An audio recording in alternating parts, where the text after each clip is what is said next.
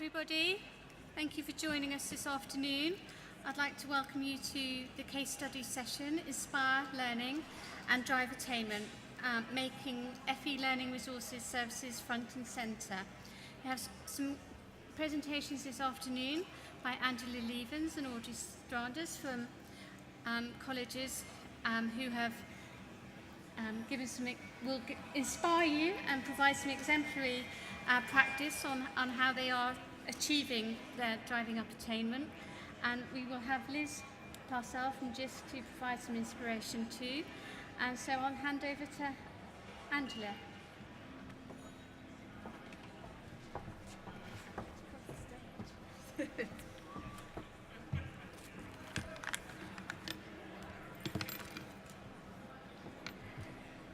That doesn't want to make it. Okay. Next. This would be good, isn't it? Oh, there we are. That's me. Lovely. Hi everybody, my name's Angela Levens and I'm Head of Learning Resources at Strode College. We're in Street in Somerset. For those of you that don't know Street at all, we are home of Clark's Shoes, home of Clark's Outlet Village. And once upon a time we were in fact a technical college where people learned to go and make shoes. This is our lovely campus and I've got some facts and figures there for you. If you stand on this beautiful green and do a 360, you can take in the full highlights of Glastonbury tour. Okay, so that gives you some perspective as to where we are. Usually we only make the news when the festival is on and our students, when there's gridlock traffic and our students are seen running down the road trying to get to their A-level exams. So as you can see, we're quite small. We are very rural. Some of our students spend a lot of time travelling to us every day. They will spend the longest bus journey is 1 hour and 3/4. So quite a long time. So that's a real commitment from some of our students just to get to college on a daily basis. That's over 3 hours of commuting for them to come to college. We have an interesting diversity at Strode College, not as you would expect from perhaps maybe an inner city college, but we have a lot of white witches, pagans, travelling community, people who choose to live completely off the grid. In fact, one of our students, her family lives in a cave this year. So there we go. And yes, I have put the T-levels down there. We are delivering the T-levels in 2020, something we're all looking forward to. Cue my face there. But we'll get there. It's all very exciting. So a little bit about us. So I'm trying to get there, so I want you to see whether you feel you can relate to us or not. We're a small learning centre. Tim Blake is my counterpart. He's the head of IT services, and he has a small department. Tim and I sit on a number of teams. So we are actually part of the curriculum management group. We are part of the HE operations group, part of the IT strategy. And we present to governors, attend student forums. And I think this communication into that senior management team is critical to us achieving what we do at Strode, because our opinions are sought and they are valued. Anytime there's a new project, we're consulted. Okay, I have highlighted our rural network there, that actually we have a bit of a dead zone at times. If you ask anyone from Glastonbury, it's definitely the ley lines that are causing that. Mostly, I would like to talk about our VLE, okay? Our VLE is Moodle. It's been with us for a long time. It's very out of the box. We host it in-house. We have no developers, okay? So for us, when it came to Moodle, the price was right. As you know, it's all free. Now, every taught course on campus has a Moodle course, and our teaching staff are responsible for maintaining the content of their own pages. The LRC staff, we're responsible for for managing the homepage, for setting up the new Moodle courses when they're wanted, providing advice, training, guidance, that sort of thing. That's what we do in the LRC. And we work with Tim's IT team, who manage the back end. Okay, so they're doing the server, the upgrades, and the patches, and all the backups and things for us. A lot of our staff would like to change to Google Classroom, but actually we're not there yet. We're still using Moodle. So why am I here? Okay, this is a lovely little graph here. number of colleges. Ebooks for every usage. Once upon a time, we were down here. I'll go back. And now we're up there. For those of you that didn't hear that, that is colleges along the bottom, usage along the side, and we were one of these dots at the bottom, and now we're up there. Now, we only have 1,500 students, so we're now playing with the big boys. How did we get there? So that's my story. But my story really is important because for that, we did this with no budget and no additional staff. Okay, we just maximized what we were using well.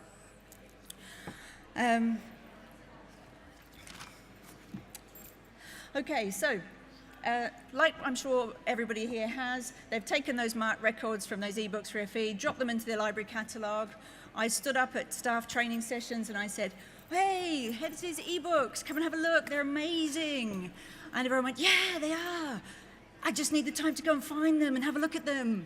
And nothing happened, and I had a few champions like everybody does, but I was preaching to the converted, and it was all a bit, you know, we were still down the bottom there. So one summer, I had the bright idea I was just going to hijack everybody's Moodle course. So I did. Myself and my team went into every single Moodle page, and it was a real KISS strategy. Keep it simple, stupid. So it was a simple HTML block at the side of their page called a digital library with an image of the book, and it's hyperlinked through to that actual ebook, and that opens up on a new page. It's really simple stuff. But for our students, they don't know they're using ebooks for FE. They don't know they're using, if you ask them, where do your ebooks come from? They just say, Moodle. They're all in Moodle. So for us, they didn't necessarily know that, but that's where the students were using it. And that was it. We just started seeing ebook usage rise. All our Moodle blocks are backed up as a standalone, so if they get accidentally deleted, which has happened, we can restore them. And we needed that home access. So as I told you, and I stressed, we were really rural. So we've got those students traveling for 3 hours each way on that bus. How do they get hold of those resources? So for us, it was Shibboleth. Now, we were quite lucky at the time that Jisc were doing some training on Shibboleth, and our IT staff were able to maximize that. They went on those courses, and they assisted us with this particular project. So that students can authenticate through Shibboleth with their username and password, their college username and password, and they can get hold of those ebooks off campus. Around the same time, IT had already changed our student intranet over to being Moodle on all our browsers. So every time our students open a browser, it's Moodle they get to first. So that they had to go through that. It's always there. It's always in their face. With Strobe being so small, there is no way, especially with all the new specs that came in, that I could offer one textbook per student, the same way that our competing schools with sixth forms do. So when ebooks for FE came along, it's brilliant. It saves me like loads and loads of money. I couldn't offer concurrent user licenses. My budget just isn't that big. But ebooks for FE allows me that. And you know what? Haven't lost one yet. Okay, so that's ebooks.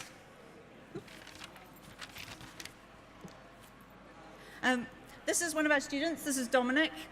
He came and helped us take part in a Jisc value study last year. He studies physics and photography, and the feedback from our students through this study was they love the ebooks, they like the fact that they're saving money, they like not having to carry them around, and they like that access on the move. Okay. We also integrated our databases into that virtual, I should have pointed them on, they were on the screen, into that digital libraries block as well. And we have a go. I was really surprised when I took part in the Jisc value study that not every college is making use of all the free resources they offer. So I encourage you to go and have a look. I sign up for everything. You know, even if only 2 students use it, it was worth it to those 2 students. Make sure you get some off-site campus access as well. So once again, we use Shibboleth. There's loads of other things, but you can have that. We also have our own digital libraries Moodle page, and then that is integrated into the course Moodle block as well. So it's all there. Sorry, if you build it there, I was having a little Glastonbury Field of Dreams moment there, but there we go. I was trying to inspire you. So my key points are really make it visual, put your content on the thing that students use the most. For us, that's Moodle. In your organisation, it's going to be something else, but that's where they need it. Make sure that they can use that access off campus as well. And then keep marketing it. I am Chinese water torture for our staff when it comes to, to talking about digital resources. I'm there, drip, drip, drip, all the time. They're just so sick of me. But some of our more successful ones, we're quite lucky that our staff, being quite small, we're involved in enrolment process. So we enroll students onto the IT network logons and onto Moodle, and that gives us a chance to talk to new parents, new students about that. We're there saying, here is Moodle, this is where you'll find your homework, your assignments, and your e-textbooks. I always call them e-textbooks when I'm talking to parents, I don't know why. And actually what we're seeing is we're actually seeing parents coming through now this year going, oh, yeah, I know the college provides textbooks for students, I know you provide those e-books, and I'm like, it's fantastic. And then they're talking to me about the fact that we're saving their families money. That's fantastic. It's a real win. And we've seen our enrolments go up over the last few years from schools with sixth forms as well. It's interesting. Most successful things for getting staff involved, give them a league table, send that out, top 5 ebooks, get your name on that list. Always encourages my staff to be on there next week, or next month. So top users are, I think, BTEC Health and Social Care and A-Level PE were last month. Most successful campaigns for students, Moodle banners, like the free trial, put it up there, it's in their face, whizzes by. That's great. And we're actually seeing our student use drive up the staff use, especially when those staff are lacking in IT skills. If their Moodle course maybe isn't as good as the others, the students are using the ebooks and they're now showing their lecturers how to do it. So it really is the students who are coming up the winners here. Okay, we know they're using our resources, they are using them. Our value-added scores keep going up. That's fantastic. And these students are going out with higher grades than they were predicted when they came in. They've got the resources at their fingertips. Okay, our A-level results and our high grades keep growing, and I want that to be your outcome too. Thank you.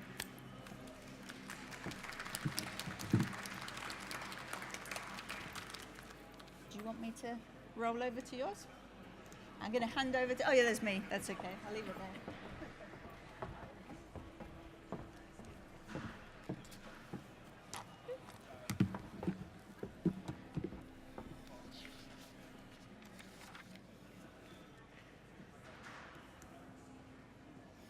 Okay, good afternoon everybody. My name is Audrey Stranders and I'm Head of Learning Resources at Havering College. And much like Angela, we've done lots of things to put resources under the students' noses.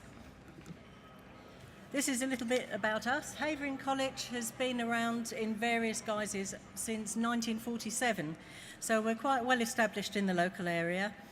Our courses run from pre-entry up to master's level, although the one thing we no longer do is A-levels, and that somewhat colours the way our offer goes. Our programmes across all levels encompass a wide range of subject areas, but they all have one thing in common, and that is their tremendous vocational focus. We're based on 3 campuses around the Hornchurch area, so on the Essex-Havering border, and we've recently federated with our local sixth form, and we're looking forward to a merger with one of the East London super colleges this summer. So hopefully, fingers crossed, that will all go ahead as planned. Now, there's an LRC at each campus, and the one on the screen is our Ardie Green site, and they include dedicated HE study facilities too. So HE comes within the remit of the Learning Resource Centres. And we've recently been working with Jisc, in the person of Liz, who'll be speaking shortly, to work out ways of getting even more digital into that offer that we currently have. E-learning also sits within the LLC. So since the beginning of this academic year, we have had digital enterprise colleagues working with us, and we've developed a wholly online programme for employability skills that we deliver for all our students from levels 1 to 3, and there are sort of about 2,000 of those in all, and they do that with the help of the digital educators who also sit within the Learning Resources team. We have some 5,700 students, of whom about 2,500 are your traditional 16 to 18-year-olds. About 350 are HE students, so on HNCs, HNDs, degrees and master's programmes.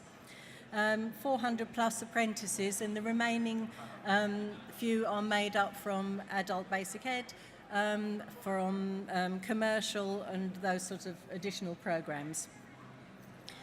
The Learning Resources Centre provides a vital service to the students, and we're pleased that student feedback confirms this. We have an 85% satisfaction rating on both our FE and the NSS, so we're still looking to make use of that 15% shortfall and get those numbers up as time progresses. So our challenge is a universal one, as Angela's already said, to do more with less. And in these cash-strapped times in FE, that basically means performing miracles with fresh air. But we are learning resources, and we are very resourceful, and we've got quite nifty at doing that. So at the time when budgets have shrunk significantly, we need to find more creative ways of responding to that challenge.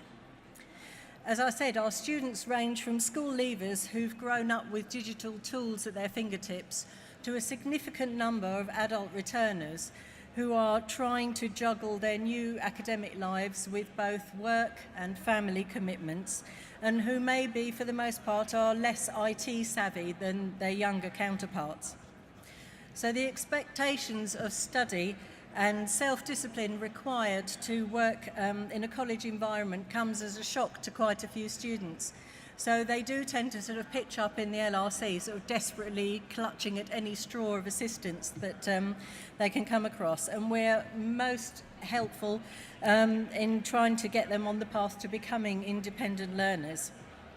The students have got quite high expectations of college. If they're coming from schools, they're used to lots of different tech, things that they've been using in the classroom. And our HE students are paying good money to be there. You know, they're paying their degree fees, so they want value for that money. They want to see some return on that investment. So the answer for us has been to bring more digital into our offer.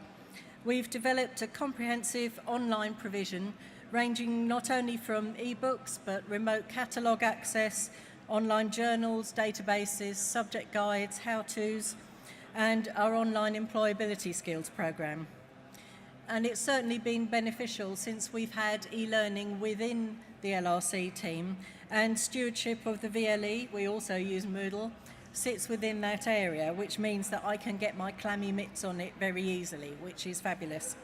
So being able to put those resources immediately onto the VLE, right under students' noses, has reaped some really positive rewards. And curiously, none of the teaching staff seem to mind that I've done this. I regularly sort of raid their courses and put things on there, and they just go, yep, fine, carry on, we don't mind. So the sorts of things that we've been including are things like the services that are on the presentation board here. As a college and as a learning resource centre service, we have a long-standing relationship with Jisc. We benefit from their regular advice and support in areas like cybersecurity and Janet access. Last summer we put EduRoam in for our Wi-Fi connectivity. But on a limited budget, we avail ourselves of all the free resources that are going, hence the ones that are on the board here. And the Jisc collections have absolutely been invaluable. As a manager, it saves me loads and loads of time. I cannot possibly be having conversations about licensing with all these different publishers. A, I don't have the time, and B, I don't have the legal expertise to do that all negotiation. So using the Jisc model license means all of those usage terms are taken care of for me. And for things like the e-books, you've got the DRM, the digital rights management, already built in, so I don't have to be overly concerned about copyright issues either, because all of those compliance things are taken care of. We've been subscribing to the eBooks for FE project since it started, and we had eBooks of our own that we were buying off the shelf from other suppliers well before that too. And for the last couple of years, I've been part of the procurement group, so it's been really interesting to see how that has all come together and worked. But what I do know is there's no way that we could afford to buy all these titles without the fact that they are part of the Jisc project.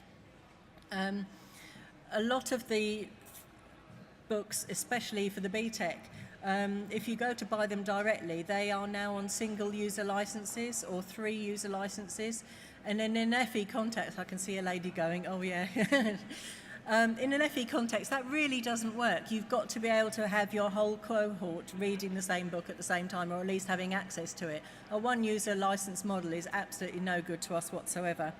The money you would have to pay to have multiple concurrent licenses would just blow my budget in 5 seconds really. So having that unlimited Jisc license has been really, really helpful. Oops. Okay. Some of our solutions to marketing our ebooks and our e-resources in general are somewhat less than digital.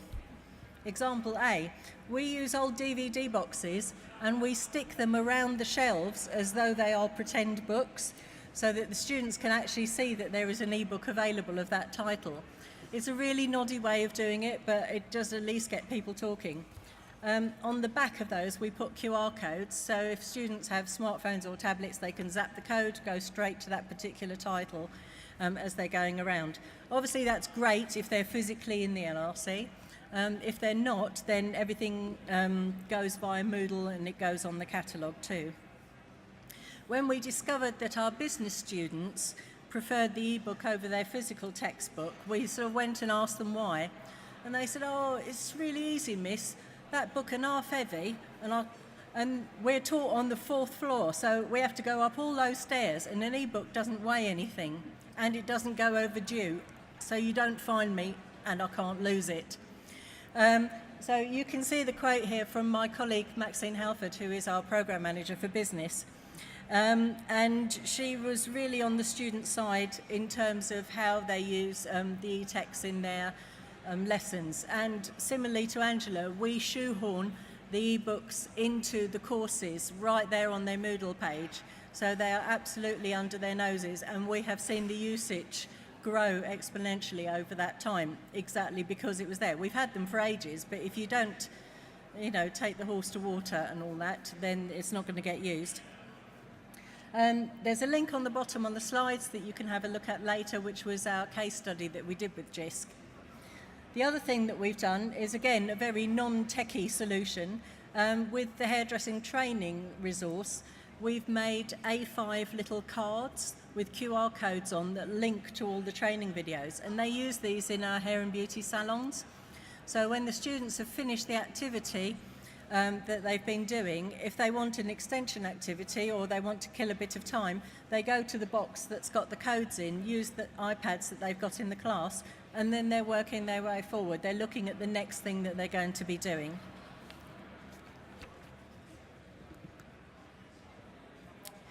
We link our ebooks into the relevant course pages on Moodle, as I've said. This is an example of our English page. And in the run-up to last year's GCSE exams, the use of the supporting ebooks specifically for GCSE English went from 0 pages read to 2,000 pages read in that little window just before the exam. Nothing like a bit of last-minute revision.com for our students. What we did notice that when the results came out in August, the GCSE high grades improved by 14%. Now, there is no way that I'm claiming that using ebooks will make your results go up by that percentage, because it was the hard work of our English team and the hard work of the students themselves that did it. But I will claim a small portion of that for at least the contribution that ebooks made.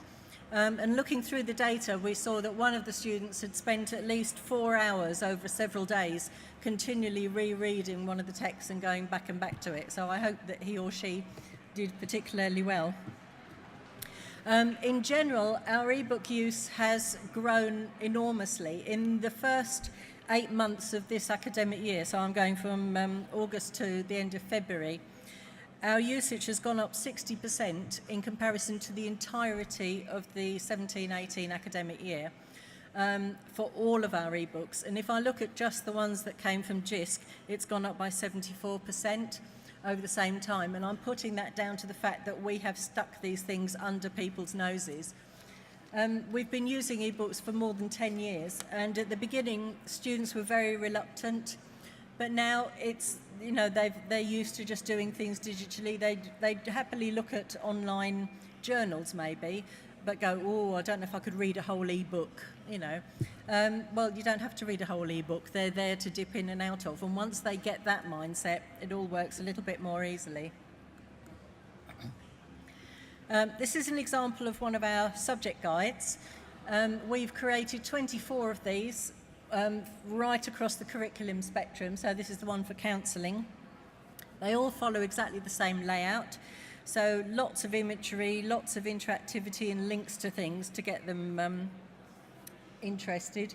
You can see ebooks are there, so one can be representing a link to all the other ebooks on that particular subject within the catalogue.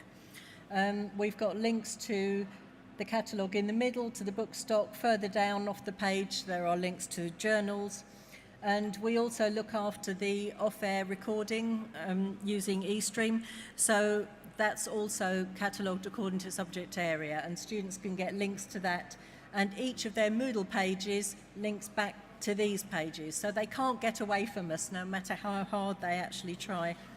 And my team look after these pages, so everyone's allocated a few subjects that they have to babysit, making sure that all the links are up to date, etc. So this talk was entitled Making FE Learning Resources Services Front and Centre. Obviously, the curriculum is really front and centre, at least in my college. So what we've done is we've grabbed that position and sort of centred ourselves and made ourselves available to people and made the resources available and being there just in time as and when they need it. So if you aren't given those opportunities, I would urge you to grab that space yourself and put your own service and resources where they need to be, where it makes a difference to the students. So I'm aware that not much of this may be news to you. You're probably doing similar things in your institutions, employing similar strategies. But all I can say that as at Havering, this is how it works for us, and it seems to be working quite effectively. If you want to contact me afterwards, feel free, and thank you very much for listening.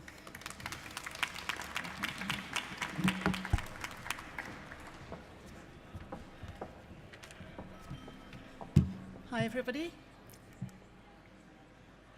I'm Liz Parcell, I'm from Jisc, and I'm going to say a little bit about the work that the subject specialist team do. We're a multidisciplinary team who exists basically to help you achieve your ambitions with digital technology, and I have a particular remit to contribute library and learning resources, experience and know-how to that mix. Just out of interest, how many people listening here are working in learning resources or libraries or manage them? Quite a few of you. So it won't be a great surprise to some of you at any rate, and I know from prior experience that libraries and learning resources services do amazing things. And for 30 years or more, libraries have been pushing forward with digital to improve services and improve the lives of their learners, teachers and researchers. But often behind the scenes, it's often not been noticed. But here we are on the Jisc innovation stage, and thanks to colleagues like Angela and Audrey, I think the word is out that libraries and digital go hand in hand. But there's no cause for complacency. The digital world keeps evolving, and so libraries have to keep evolving too. So I'd like to give you just a few quick snapshots of some of the work that Jisc has been doing via the Subject Specialist Service to work with libraries and learning resources services. First of all, this is Northern College in Yorkshire, quite a traditional look and feel, I think you'll agree, and a lot of people still think that all libraries and learning resource services look like this. Well, some of them do. And The background to this engagement was a wish to increase engagement with digital resources. The college reached out through their account manager, and I had meetings online and face-to-face with the library staff. And through those conversations, I was able to provide them with recommendations and quick tips to help them improve their position. A lot of the advice and guidance that I was using at that time has since found its way into our eBooks for FE support site, so that everybody can go and access those tips there. There was a similar challenge at Grimsby Institute, where they were also keen to improve their engagement with digital resources in both their FE and HE library services. And I really liked this piece of artwork, I'm not sure which it is, which greeted me when I visited their FE library. Key to this review was the coming together of a library team with the new head of digital learning technology as a collaborative process to move the library forward, as Audrey and Angela have suggested, to get in the right position to help students. More recently, my work with library reviews have focused on reimagining the library. We've got two libraries here, Barking and Dagenham on either side, and then, sorry Audrey that you're squeezed in the middle there, Havering College of Further and Higher Education. I really liked that installation you have, Audrey, in the middle there, with the skeleton promoting Primal Pictures and Anatomy TV, a really innovative touch. And at these colleges and others, I've been working with not only library staff but also their stakeholders to rethink what the role of the library space and the library service needs to be in an increasingly digital environment. So thank you, Audrey, for working with us. And at both Havering and Barking and Dagenham, we are very fortunate to have senior management open to discussion about a strong future for the library. And I agree with our speakers that it's absolutely critical to get those stakeholders and senior managers with you and to help them get a vision of what a library today needs to look like. Not what it looked like in the past when we were all students, but what it needs to look like for the future. We saw and heard this morning, didn't we, at the fabulous performance at the start of today and in Anne-Marie's keynote, about how education is more than just delivering content. It's about inspiring learning. It's about opening up imaginations. It's about opening up opportunities and doors for our learners. And it's about inclusion and diversity. And libraries have always been about these things, and libraries can still be about these things, and they can harness digital to do so. So, if you'd like to work with us on this topic, or indeed other topics around digital development, I'll just say a little bit about who we are. This is just 1/3 of our subject specialist team. I couldn't get a photo with us all together. So this is our digital practice unit. The person in the front in the middle in the pink stripy top is actually not in our team. She's Emma, an art teacher at Plymouth College of Art, who kindly hosted our last team away day. And you'll meet some of my colleagues here tomorrow if you're sticking around. They cover areas like virtual learning environment, digital leadership, curriculum confidence, digital capability, and it's through working with them in collaboration that I think we can most successfully support libraries and learning resources to stay at the forefront, stay at the heart of the college. I've popped a few of the types of support on the slide there that you can help us with. This is in development, and we're increasingly looking to do as much as we can virtually so that we can get to more colleges and more universities and help to get the support to you at the point of need at the right time. But it includes practical support and assistance as part of your membership. It includes basic reviews of your provision, again as part of your membership. It includes online guidance. And then we have some aspects of our support which are additional to your membership. So we charge for these, but hopefully they are affordable for you. So that includes training and bespoke consultancy as well. For quick inquiries, we don't charge for those. You can come and contact us. For things that just take an hour or two of support, you can access that without any cost. And we also, where possible, try and input to staff development events. We can't do everything that we're asked to do, but we do try and do as much of that as we can as well. If you'd like more information about our subject specialist services, I'm around until the end of today. My contact details are there. But do talk to your account manager. How many of you are familiar with your account manager? and see them regularly. So talk to them at their next engagement with you and ask them how we can support. We have a consultancy page on the Jisc website, which has information not just about our consultancy, but also our other support. And I'll finish with my contact details.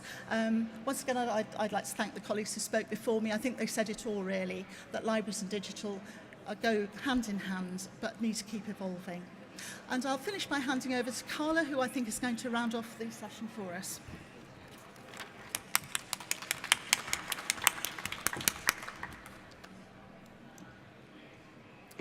I've realised I forgot to introduce myself earlier. Isn't that shocking? I'm Carla Youngs. I'm Head of Digital Content Services for FE and Skills at Jisc, and I'm really pleased to have been invited to host this session. And it's really nice to hear such inspiring stories from Havering and from Strode College about the work that both Angela and Audrey have been doing about getting the resources front in centre of students, because that's really for me what it's all about. So my session is going to be just giving you a bit of a reminder about how Jisc can help in the space for FE and skills. Oh, I think I missed one out. Oh, no, okay. It's about focusing on how we can help you. I think we had some really strong messages from Angela and Audrey about how they have to do a lot of things with fresh air, as you expressed it, and I think that does sum up the situation in a lot of colleges, and and we're here to help that, obviously, with our content offering. We try and make a lot of things available through Jisc collections for free, and I noticed that both Audrey and Angela are advocates of taking up everything that we offer for free. And also it's thinking about how you can enhance the learner experience, demonstrating the added value of the libraries to support learners as a service, and I think we've had some really strong indicators there also about how it's driving up learner attainment, and for me that's key as well. So how also are we helping you add value? The Jisc membership, we have the content, and we have the curriculum relevant resources, and what we're trying to do as a team that I head up is not just about learning resource provision, but about how we can help you get those embedded. I think we've heard today that getting those resources in front of the student at their point in need is the key to success here. We can also help you use less of your budget, and also we can help you with discounted license resources, and we can help you save money in that way. So those free digital resources are key. A lot of them are cross-curricular. So even if you think, for example, we don't teach biology, anatomy, the resource that was highlighted earlier, for example, supports sports sciences and a lot of other social care subjects as well. So it's thinking about things like that. Sorry, I'm long-sighted, so I find it really difficult to look at my notes and look at the screen and look at you at the same time, so that's why. Anyway, sorry about that. We also help you save time by sourcing the relevant titles. We spend a lot of time on doing that, and we do have sector input into that process, as Audrey said. And we make sure that when we're doing that purchasing decision, we make those purchasing decisions, that the resources that we're licensing have a longevity. That means that, if we're buying something, that it's curriculum confident for at least 3 years. There's also the aspect of joining a community of peers, to ask questions and gain visibility about effective practice. We've got social media activity going on and made traditional mailing lists, so that we're trying to help people get inspired, sharing knowledge, work, all these little tidbits of advice and guidance that are key to being a successful learning resource centre and getting those resources embedded, we're trying to embed that culture of community of practice. And as Liz said, we have the access to library and digital resource expertise, and we can provide practical help and support, particularly around the services that we do offer. So just a quick refresh. I know that they have been highlighted quite clearly. We have ebooks for FE. If you don't know the full extent of the offer, we have A-level content in there, all of the popular A-level subjects, and covering most of the popular exam boards as well. We have vocational content, BTEC and Cash.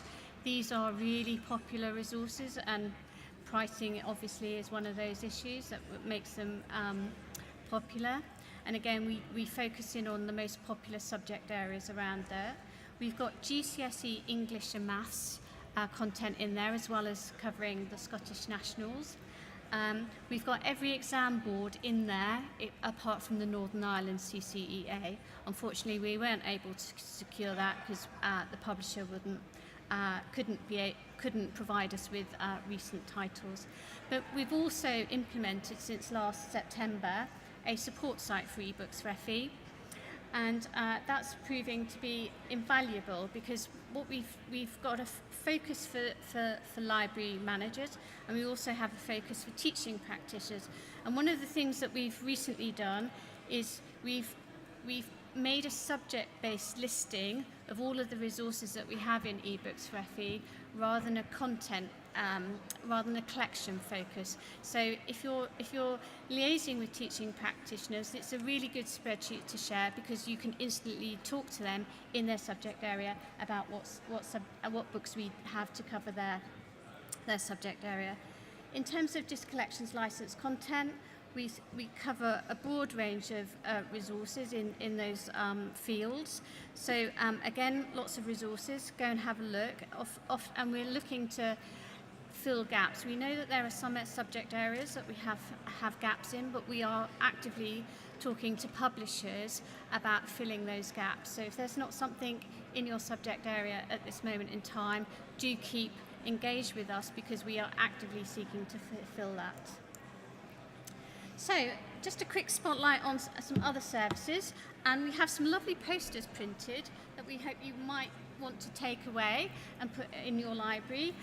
It's just a way of getting when you get the student into the library, just a visual cue to talk about the services that that are available. We're hoping to make the PDFs available to download, so you can print as many copies and distribute them with teaching practitioners as possible. And also just to highlight that we have some new services coming on board, such as construction training, digital and IT training, and education and childcare training. So if you're familiar with the T-levels, those are the first 3 subject areas that are coming out. We're working with a content partner to create the learning resources that will help you to deliver those programs that are going to be quite challenging, I think.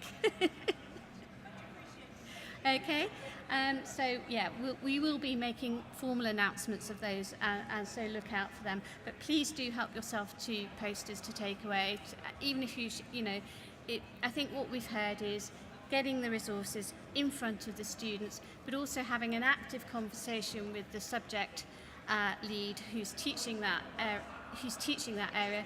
Those are really key to driving up usage and also driving up learner success. That's me. If you want to grab me, I'm around for both days, for the rest of today and tomorrow. If not, you can contact me through those URLs and the email, but hopefully it will given you an idea of what we can do now, how we can offer and support you, but also what's coming up in the near future too. But ultimately, I would like to thank Audrey, Liz and Angela for their presentations this afternoon.